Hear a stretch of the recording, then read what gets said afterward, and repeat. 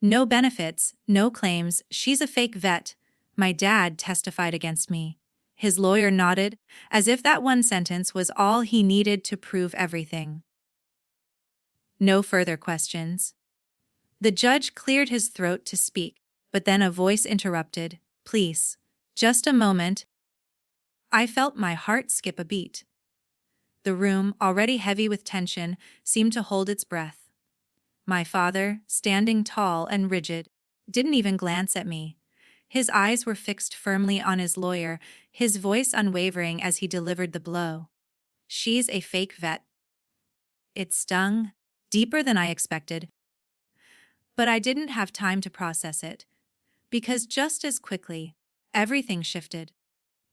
The voice from the back of the courtroom cut through the quiet, strong, confident, like someone who had no doubt in their words.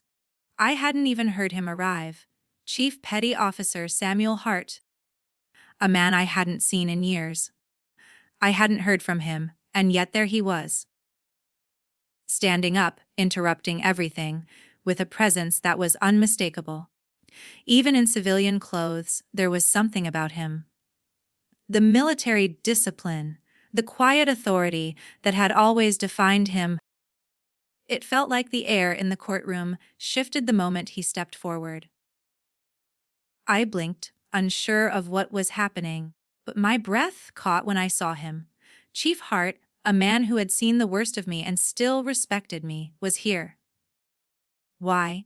I had no idea, but I felt something rise in me, hope. For the first time since the trial began, something felt like it might go my way. I looked at my father. He was silent now, his face twisting into something unreadable, but he couldn't hide the shock. It wasn't just the fact that someone had interrupted the courtroom. It was the fact that this wasn't any random person. This was a man who had served beside me, a man who knew the truth of my service. And he was standing up for me. The judge, a tired man who had already seemed too exhausted to care, now sat up straighter. His expression shifted from indifference to something more curious. Please identify yourself, he said to the man who had broken the silence. Samuel Hart, retired United States Navy Chief Petty Officer, service number available upon request.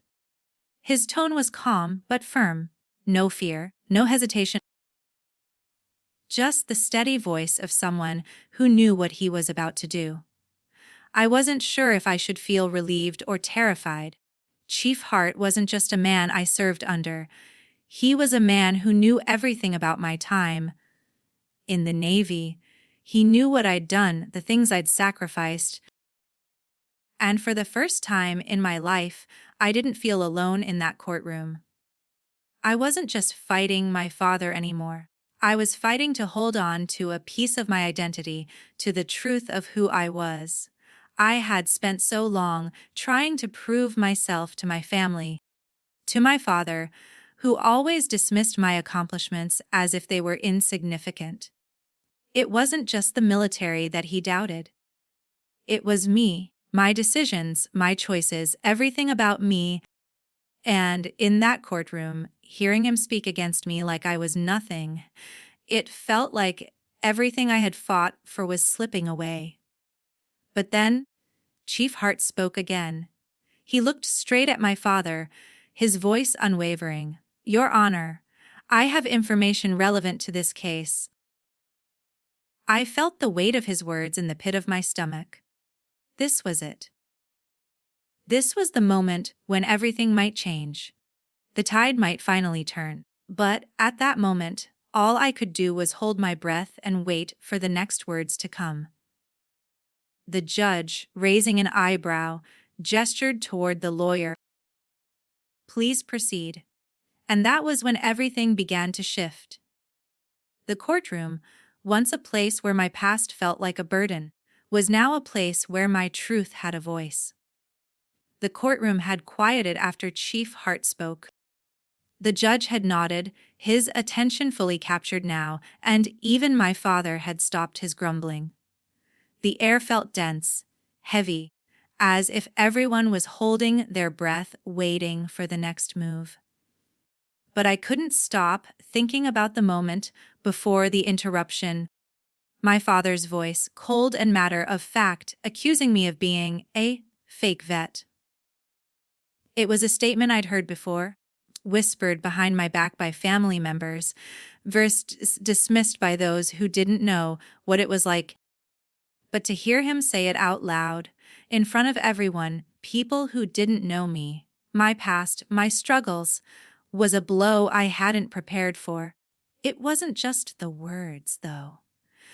It was the way he said it, like I didn't matter, like my service didn't count. All those years of sacrifice, the lonely nights away from home, the constant pressure to prove myself, to show I was strong enough, were suddenly reduced to nothing. I was still his daughter, but in his eyes, I wasn't worthy. I tried to shake off the sting of it, but it wasn't that easy. It wasn't just about the court case anymore. The truth was, I had spent years trying to prove myself, not just to the Navy, but to my family, especially my father. From the moment I'd told them I wanted to join, there had been nothing but resistance. My mother had been worried, but she still supported me. My brother, he'd laughed, called me weak. But my father, he just shook his head and told me to stay home. Learn something useful, he'd said. He never said it outright, but I knew. He didn't think a woman like me could make it in the Navy. I still remembered the day I left for boot camp. I was 18, standing alone in a room full of strangers. My mother had hugged me tight, but my father hadn't come. Not even for the ceremony. He'd stayed behind with my brother, dismissing the whole thing like it wasn't worth his time. I told myself I didn't care, that I was doing it for me. But the truth was, a part of me had always hoped that he'd show up, that he'd somehow be proud of me. That never happened. Boot camp had been the first time I realized how much I underestimated myself. The early mornings, the grueling physical tests, the constant shouting, it all felt overwhelming at first. But I pushed through. I learned that strength wasn't about being loud or fast. It was about persistence, about pushing through. When everyone else was ready to quit, when I finally finished my service, with an honorable discharge and a few commendations to my name, I came home expecting, well, something, a welcoming hug. But we're proud of you, from my dad. But when I walked through that door, all I got was a cold. So what now? It wasn't the welcome I imagined. My brother barely acknowledged me, his words dismissive, like I had done something insignificant. And now, sitting in that courtroom, hearing my father tear apart everything I had worked for, it was like everything had come full circle. He still didn't understand. Still didn't care. I closed my eyes for a second, just trying to breathe. I could feel the weight of everything, the years of silence, the doubts, the hurt pushing down on me.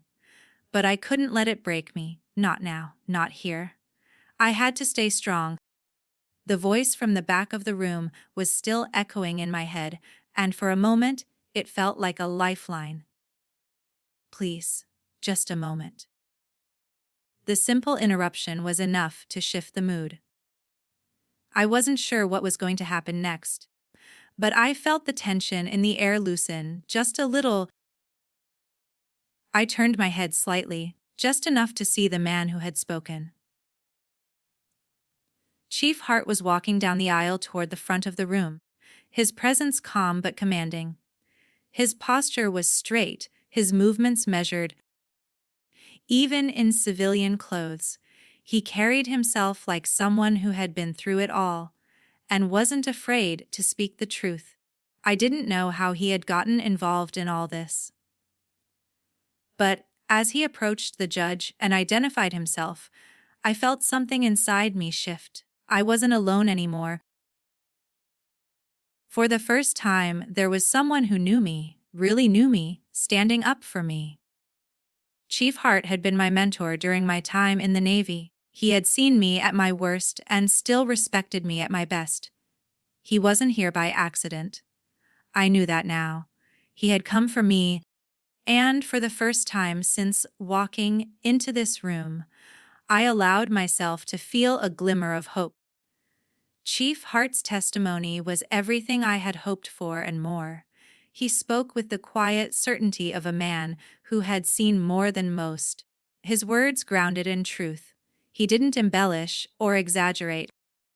He simply stated the facts. I could feel the eyes of the room on him as he presented the evidence, the deployment records, the commendations, the official letter from my old commanding officer. Each piece was another weight lifted off my chest, another affirmation that I wasn't the fraud my father had tried to make me out to be. But even as the courtroom seemed to shift in my favor, I couldn't help but notice my father's face. It wasn't just anger anymore. It was something darker, something that made my stomach twist in a way I wasn't prepared for. His expression was hard to read, but there was a hint of something deep in his eyes, something I hadn't seen before. Fear, shame, I wasn't sure. But I knew it wasn't just about the case anymore. It was about him.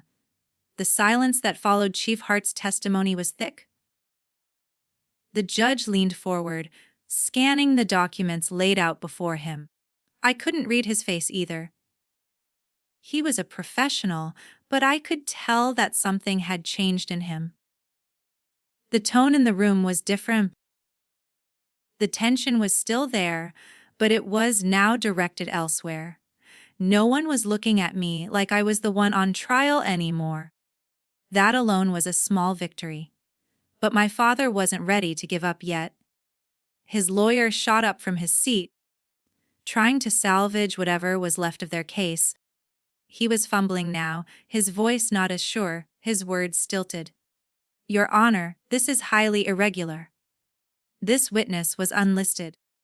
He gestured toward Chief Hart, as if somehow that could undo the impact of his testimony.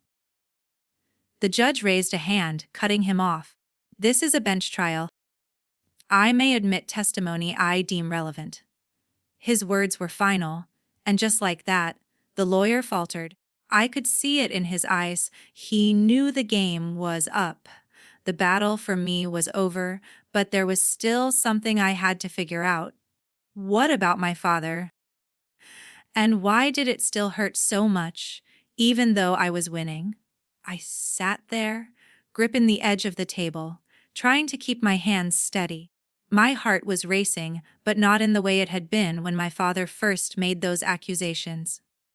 Now, it was something else. Something I hadn't expected. It was an odd mixture of relief and emptiness. Relief that the truth was finally being heard, but emptiness because, in a way, the truth wasn't enough to fix the damage that had been done. The courtroom started to dissolve back into normalcy. The judge cleared his throat and adjusted his glasses, looking at the papers before him. "I believe I have enough to issue a preliminary ruling." His words sent a chill through me. I wasn't sure what the final ruling would be, but I felt the weight of it press down. I glanced at my father. His face was pale now, his jaw clenched tight, eyes darting between Chief Hart, the judge, and me. His mouth opened slightly, as if to say something, but nothing came out. His lawyer sat back, exhaling heavily. It was as if everything he had worked for was slipping through his fingers. The judge spoke again, his voice firm. "Miss Miller's veteran status is valid. The challenge brought by Mr. Miller is hereby dismissed." The words were like a hammer striking an anvil. They landed with finality, but the sound they made felt distant. The courtroom may have erupted in quiet murmurs, but inside, I felt as though I was holding my breath. The judge continued with a few more formalities, but I wasn't listening. My gaze stayed fixed on my father. He was slumped in his chair now, shoulders sagging as though the weight of the entire case had just crushed him. My brother shifted uncomfortably in his seat, avoiding my eyes. The lawyer was packing up, his demeanor completely deflated. Chief Hart stood, his testimony complete, his presence no longer needed. He gave me one last nod before walking past me. It was brief, but it meant everything. His quiet, calm assurance had been the lifeline I needed. He was the one who had made sure I wasn't silenced by the weight of my father's words. As I stood up to leave, my father didn't look at me. Neither did my brother. The room was filled with a strange quiet, and I couldn't help but feel the weight of it all, the years of trying to prove myself, of hoping for a bond with my father that would never come.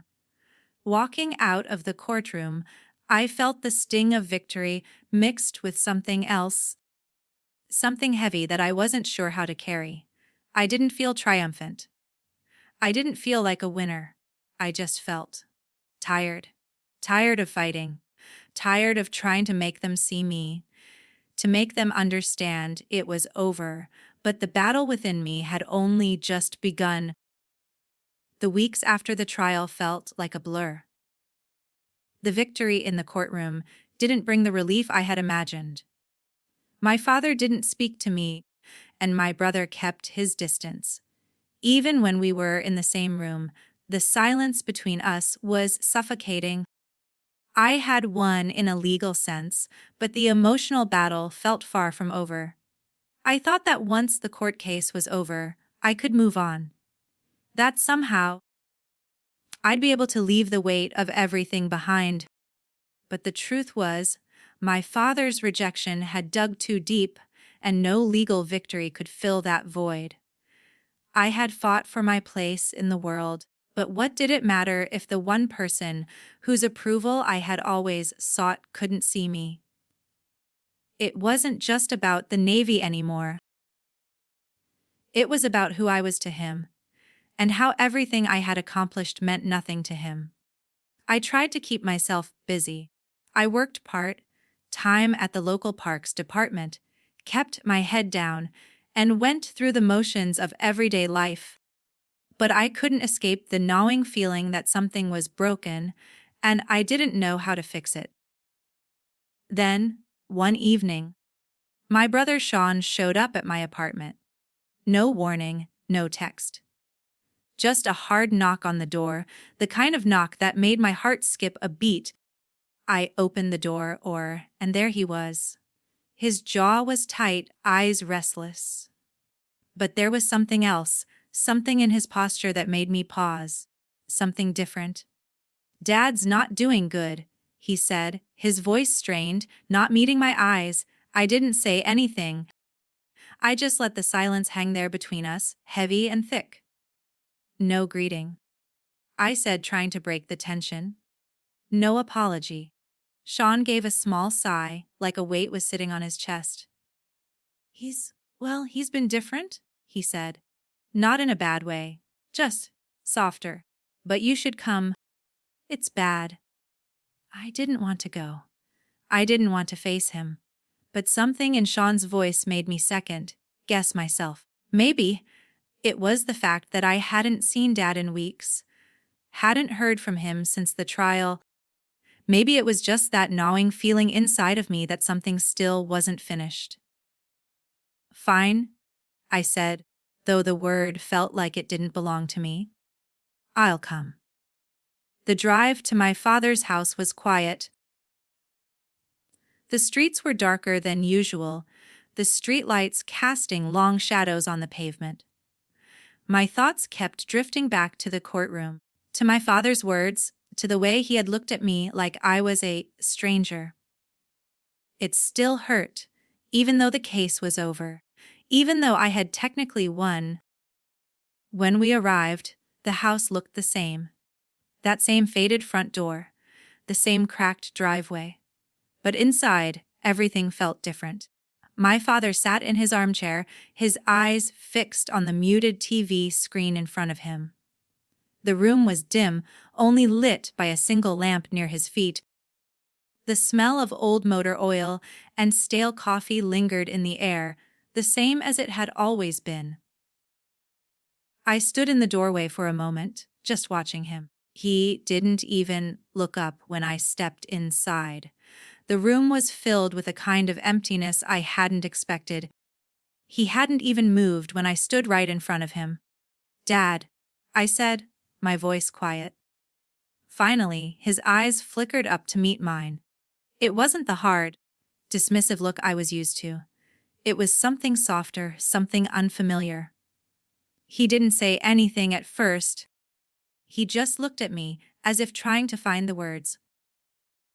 "I didn't lie to hurt you," he muttered after a long silence, his voice rough, like the words were coming from a place deep inside. I just couldn't take it. I didn't say anything at first, unsure of how to respond. He was speaking, but the words felt like they didn't belong to the father I knew. The man who had spent years shutting me out, telling me I wasn't enough, suddenly seemed small. "Take what?" I finally asked, my voice barely above a whisper. He swallowed hard, his eyes dropping to the floor. "When I tried to enlist," he said slowly, his voice shaky, "I failed the medical screening. They told me I wasn't fit to serve. And when I watched you go off, when I saw you succeed where I failed, I couldn't stand it." His confession hit me like a punch to the gut. I hadn't known. He had never told me about this. He had never opened up about his own failure, the thing that had haunted him for all these years. "I spent my whole life trying to prove I wasn't weak," he continued, his voice breaking. "And then you just went in and did it like it was nothing. I couldn't take it." The realization hit me hard, harder than I expected.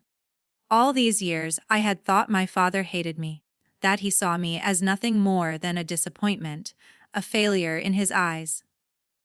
But now, hearing him speak, I realized how wrong I had been. It wasn't me he hated. It was the reflection of his own pain in me, the thing he had never been able to confront, his own fear, his own failure. I sat down across from him, not close enough to touch, but close enough to feel the weight of the silence. I let the truth settle between us, both of us absorbing it, trying to understand what it meant. "I never thought I could be proud of you," he whispered, looking up at me for the first time in years. "But I am. I am proud of you." I didn't know how to respond. I hadn't expected this, hadn't expected the flood of emotions that came with it. I wasn't ready for the tenderness in his voice, the vulnerability that had always been buried beneath layers of pride and anger. "I was angry," he said softly, "because you succeeded where I couldn't. But I know now it's not about me. It's about you. And I was wrong to take that from you." For the first time in my life, I didn't feel like I had to prove myself. I wasn't just the daughter who had failed to live up to his expectations. I was someone who had made it on my own, who had earned her place in the world, despite everything. But even in that moment, the hurt didn't just disappear. It wasn't enough to heal everything, but it was a start, and that, for now, was enough. Chief Hart's presence in the courtroom had turned everything on its head, but it wasn't over yet. My father's lawyer was scrambling, trying to regain control of the situation. The judge's stern gaze silenced the room, but for me, the shift in the atmosphere felt like a breath of fresh air. For the first time in a long while, I felt like I wasn't alone in this fight. It was like a small crack had appeared in the wall I'd been building around myself for years. I sat still, my hands tightly gripping the edge of the table. I could feel the heat of my father's gaze, but I refused to meet it. The courtroom seemed to shrink around me, the noise of my father's lawyer's objections fading into the background. I wanted this to be over, but I also knew that the outcome wouldn't change the way I felt about everything that had led me here. "I have all the proof you need, Your Honor," Chief Hart said, his voice steady and calm. "I was there with her. I know what she went through. And I know she earned everything she's claimed." The room went quiet again. The finality of his words hit me hard. It was as if the truth had become undeniable, and I felt the weight of it settling over me. I wasn't the fake. I wasn't the liar. For once, I wasn't the one being doubted. The judge shifted his attention back to my father. I didn't need to look at him to know the fury building behind his eyes. The shock had already passed, and now I saw something else: desperation. "Your Honor," my father's lawyer stammered, "this witness was never listed.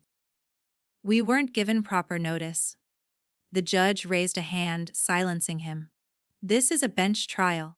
I can allow testimony I deem relevant," he said with finality. My father's lawyer closed his mouth with a snap, no words left to argue. Chief Hart's testimony had done its job. The judge turned his attention to the pile of evidence on the table: deployment records, commendations, the signed letter from my commanding officer, and nodded to himself. It was done. The truth had been laid bare, and there was no denying it anymore. And yet, even with the court's support, I felt a cold knot in my stomach. Was it enough to heal the emotional damage my father had caused? Was this court ruling going to repair the rift between us? I wasn't sure. Part of me felt a strange emptiness, a hollowness that hadn't been there before. I should have felt relieved, proud of what I had fought for, but all I could feel was exhaustion. The judge adjusted his glasses and looked over the papers one last time. "Miss Miller's veteran status is confirmed. The case brought by Mr. Miller is dismissed." My father sat frozen, his face drained of color, his eyes flickering between me and Chief Hart. He had no words. My brother didn't say anything either, his face tight with discomfort. It was like the entire room was holding its breath, and yet the quiet felt like the loudest thing in the room. I hadn't realized how badly I wanted my father's approval until this very moment. Chief Hart stood to leave, his purpose fulfilled. He didn't say goodbye or even look back as he passed by me, but he gave me a small, silent nod. I returned it, not knowing how to express the depth of my gratitude. He had given me the one thing I hadn't been able to give myself: validation. I stayed in my seat as everyone else filed out of the room. My father's lawyer was gathering his things, but there was no sense of victory in the way he did it. It felt more like a retreat. My father stood slowly, his body language rigid and tense. He didn't look at me. He didn't even acknowledge the fact that his accusations had been disproven. And I didn't know what to say to him. What could I say? We had already said everything there was to say in that courtroom. I left without another word. The courthouse felt even colder than usual as I walked out, the light from the midday sun making the concrete sidewalks gleam, but I didn't feel any warmth. I didn't feel anything at all, really. There was no joy, no sense of victory, just a long, quiet ache in my chest, as if the weight of the world had finally caught up with me. I had been fighting for so long. For my father, for my place in this world, for my service to matter. And now, with everything said and done, I wasn't sure where to go next. I didn't drive straight home. Instead, I ended up pulling into a small diner that still had that faded neon sign outside. the one my mother used to stop at after her shifts at the library. I ordered a cup of coffee, barely tasting it as I stared at the steam rising from the mug. For the first time since I had returned from my service, I let myself sit in silence. Let the reality of everything settle in. The courtroom victory should have been the ending to all of this, but it wasn't. It wasn't the end, and it certainly wasn't the healing I had hoped for. I took another sip of the coffee, and then, for the first time in a long time, I let myself think about what it all meant. I had done everything right. I had fought for what was mine. But that wasn't enough to fix the broken pieces of my past, the pieces that had been shattered long before I set foot in that courtroom. I didn't know what was next, but I knew one thing for sure: the real fight, the real healing, was only just beginning. The days after the court ruling were a blur. I had expected the verdict to bring some sense of closure, but instead, it only amplified the questions I had been running from for years. I couldn't stop thinking about what had happened in the courtroom. The testimony, my father's silence, Chief Hart's unexpected appearance, and yet none of it made me feel complete. Not even the fact that I had won. In the quiet of my apartment, the victory felt empty. It wasn't until a few days later, when I least expected it, that my father finally broke the silence. I had been avoiding his calls. I had no idea what to say to him. After everything, what was there left to say? The things he had accused me of still lingered in the back of my mind, and his words in that courtroom. "She's a fake vet," still cut deep. But one evening, as I was finishing a shift at the park, I heard the unmistakable sound of my father's voice on the other side of my door. The knock was tentative, softer than the usual, and there was no heaviness in the air, no tension hanging between us like there had been before. When I opened the door, he was standing there, his face unreadable. But there was something different. For the first time in a long time, he wasn't the man who dismissed me with a wave or the father who stayed silent whenever I tried to connect with him. This time he seemed smaller. The man who had always carried himself with an aura of indifference was now standing in front of me, looking worn and almost fragile. "Can we talk?" he asked, his voice low. It wasn't the gruff, demanding tone I was used to. There was no bravado behind it, just a quiet plea, and for some reason, it hit me harder than any harsh words could have. I stepped aside, unsure of how to respond, but he didn't move right away. His eyes seemed to search my face for a long moment, as if trying to read something he hadn't understood before. It wasn't just regret that I saw in his gaze. It was something deeper. A kind of guilt, maybe, but also something I couldn't quite place. Finally, he stepped inside and I closed the door behind him. We stood there for a moment, just the two of us, awkwardly navigating the space between us. "I didn't mean what I said," he started, his voice shaky, but he was trying. "I know I've hurt you. I've always been hard on you, harder than I should have been." I didn't say anything at first. What was there to say? I had spent so many years trying to make him proud, trying to get him to acknowledge me, and every time I thought I was close, something would happen that made me realize I wasn't. I wasn't sure I even knew how to let him in anymore. But then he spoke again, quieter this time. "I didn't understand, Molly. I didn't understand what you went through. I still don't, but I'm starting to see that it wasn't about me.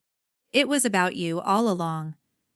I blinked, unsure of what to do with the words. My father had never been the type to apologize. He wasn't someone who wore his emotions on his sleeve, but the rawness in his voice now was impossible to ignore.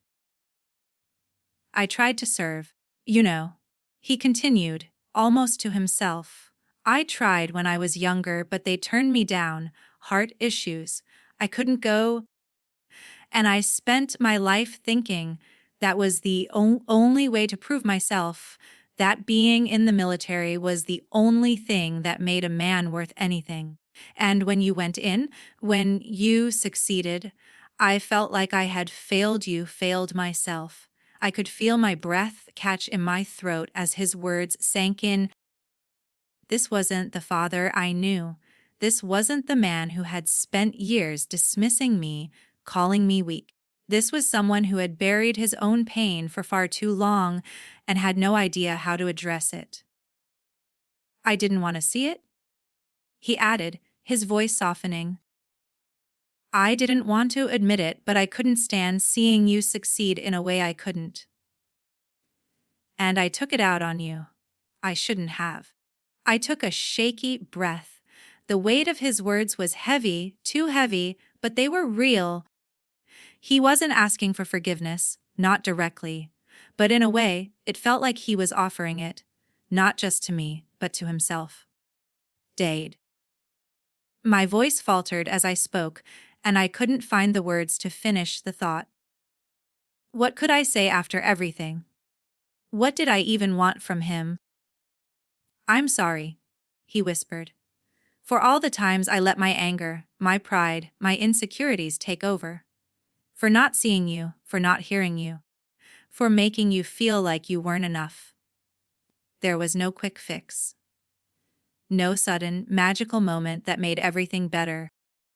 But as I stood there, staring at the man who had once seemed so unreachable, I realized something. My father wasn't the same man he had been. He had cracked, and for the first time in my life, I saw the vulnerability that had always been hidden behind his walls. You weren't the only one trying to prove something, I said quietly. It wasn't an accusation, not anymore. It was just the truth. He nodded, as if he had known that all along, but couldn't bring himself to say it. There was no grand gesture, no forgiveness that felt like it should fix everything. But the silence between us, once full of bitterness and misunderstandings, had shifted into something different. Something tentative, but real. It wasn't perfect, and it wasn't easy, but it was a start. We weren't healed, not yet. But for the first time, there was a possibility for it. And that was more than I had ever hoped for. I sat down on the couch, unsure of what to do next. He sat beside me, and for a long time, we just sat there not speaking. But the quiet felt different now, like it wasn't full of the weight of unspoken words. It wasn't the resolution I had expected, but it was something. And for now, that was enough. A few days after the conversation with my father, things didn't feel settled. There was still too much left unsaid, too much still lingering in the air. I hadn't expected everything to be fixed so easily, but a part of me had hoped that hearing him finally admit his pain would bring me the peace I was craving. It didn't. Instead, it left me feeling more lost than ever. The phone call came in the late afternoon, just as I was cleaning up after a long shift at the park. I wasn't expecting anything from my family. I hadn't been, not after the trial, not after everything. I thought maybe things had finally gone quiet. But when I saw Sean's name on the screen, I hesitated. I'd barely spoken to him since the trial, and I wasn't sure I was ready for whatever he might say. I picked up the phone, holding it to my ear as the silence stretched between us. "Hey," he said, his voice tight. It wasn't the usual casual tone he'd always used. There was something in it that made me pause. "Hey," I replied, my voice unsure. I heard from Dad." He continued, his words slow. "He said he talked to you. He said some stuff, About the military, and, how he's been. My chest tightened. I could feel the tension building again, like we were back at square one. Only this time I wasn't sure I wanted to keep fighting. Yeah, we talked, I said quietly, unsure where this was going. He said some things. Sean exhaled sharply, his frustration clear even through the phone. Look, I didn't know. Okay, I didn't know how much he was carrying. I always thought you just went off and did your thing, and that was it. I never thought about what it cost you or what it cost him. I felt the sting of his words. He wasn't blaming me, but he was acknowledging the distance between us. And, for the first time, I realized how little we had ever talked about any of this. About the past. About the military. About the truth we had all been avoiding. I thought. He paused, and I could hear the hesitation in his voice. I thought he was just being stubborn. That it was all about him. But now, I see it was more than that, and I never questioned it. The words hung in the air between us. I wasn't sure how to respond. Sean was right. We had never talked about any of it. Not the reasons behind my dad's anger. Not the weight of the things we had never said. Not the way my father's silence had shaped so much of my life, even though we were both standing in the same house. We had never questioned the distance, just accepted it as part of who we were. But now, it was like the cracks were showing, and they couldn't be ignored anymore. I didn't know what to ask, Sean said softly. I didn't think I could ask. But I should have. I felt a lump rise in my throat. It's not your fault, I said, more to myself than to him. It was hard to believe that anymore, that I wasn't somehow responsible for all of this, for the distance and the silence. But the truth was, we had all played a part. I had just never known how to fix it. I just didn't know what you went through. I didn't realize how much you carried, not just when you were away, but even when you came back. And I never asked. The silence stretched between us, and I realized how much we had been keeping from each other, how we had all been too afraid to confront the things that really mattered. And as I sat there, listening to my brother's apology, something shifted in me. It wasn't going to be easy. Nothing ever was. But for the first time, I understood that it wasn't about fixing everything all at once. It was about taking small steps, acknowledging the hurt, and letting ourselves start over. Even if we didn't have all the answers. Sean, I said quietly, my voice steadying. I didn't want to burden anyone with my stuff. It wasn't just Dad. It was me too. I didn't want to be a problem, and I didn't want you to feel like you had to choose sides. I get that, he replied, his voice softer now. But I should have been there. I should have noticed. I wasn't paying attention. The weight of his words settled in my chest. We had both failed each other, in different ways, but now there was something else between us. Something that could heal. You don't have to fix everything, Sean, I said, my voice softer than I had expected. You just have to show up. That's enough. There was a long pause, and I could almost hear him thinking, weighing the words. Finally, he spoke. I want to make it right, Molly. I don't know how yet, but I want to. That was all I needed. I didn't expect perfection. I didn't expect him to fix everything overnight, but this was a start. For the first time in years, I felt a flicker of hope that maybe, just maybe, we could begin to rebuild what had been broken between us. Okay, I said softly, my hand gripping the phone tighter.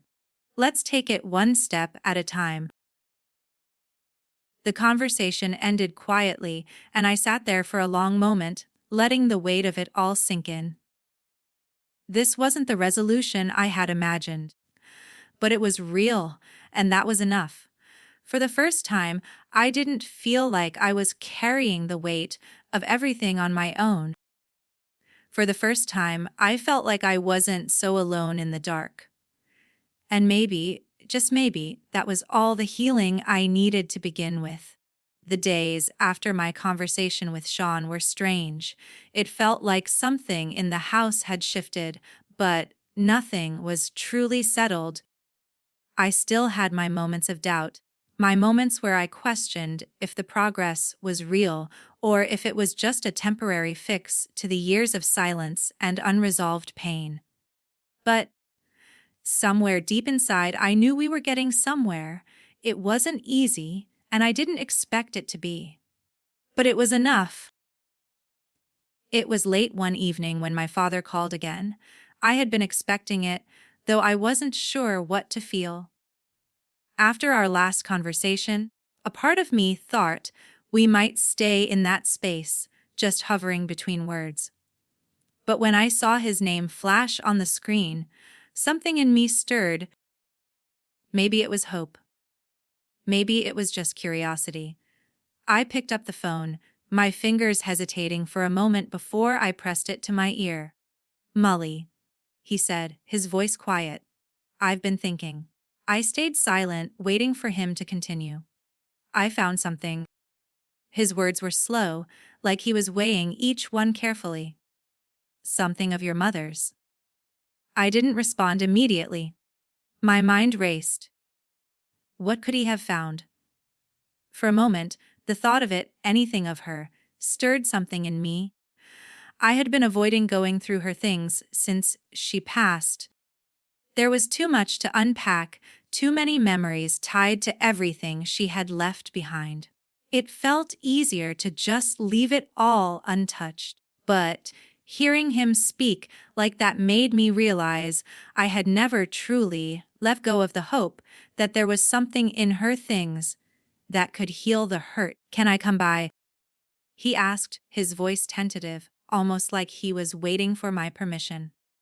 "Yeah," I said softly, unable to keep the warmth from creeping into my voice. "You can." A little while later, my father showed up at my door. He wasn't in his usual work clothes, but instead, he was wearing an old, worn-out shirt, the kind he'd wear when he was fixing things in the garage. He looked different, softer somehow, as if the weight of everything that had happened was starting to settle on him. He didn't say much as he came inside. I watched him walk over to the table and pull out a small cardboard box from under his arm. It wasn't much, just a simple box. But something about it made my chest tighten. He set it down gently, as if afraid of disturbing the fragile memories inside. "I found this while I was cleaning the attic," he said, his voice quieter now. "I thought you should have it." He pushed the box toward me, his hands shaking just slightly. I didn't reach for it right away. I didn't know what I was supposed to do with it. It wasn't just a box, it was a part of her. And it was the first piece of her that he was giving me since her passing. "Dad," I started, unsure of what I was asking for. But he cut me off with a simple gesture. "Open it," he said, his voice barely above a whisper. "She wrote you something." I opened the box slowly, the weight of it heavy in my hands. Inside, there were a few old cards, photos, and letters wrapped in a ribbon. At the very bottom, though, there was a single envelope, different from the others. It wasn't the same faded, well-worn envelope I had seen so many times. This one was marked with my name in my mother's handwriting. I held it for a long moment, feeling the soft paper between my fingers. Finally, I opened it. Her words filled the page, her familiar looping script bringing back memories I had buried deep. "To my daughter, for the day you need to remember who you are." My heart skipped a beat. The letter was short, but it felt like everything she had never been able to say in person, everything I had never heard her express until now. She had always known me better than anyone, better than I had ever known myself. The words were filled with love, strength, and understanding. She didn't need to say much for me to know what she meant. I know your father struggles to show it, but he is proud of you. The letter continued, I am proud of you. You have always carried more courage than you realize. If the world forgets your worth, remember this. You don't need acceptance to be honorable. Just honesty, just kindness, just integrity. Tears blurred my vision, but I didn't try to wipe them away. I let them fall. My father was sitting across from me, watching as I read. I could see the way his eyes shifted, almost as if he was afraid to look at me.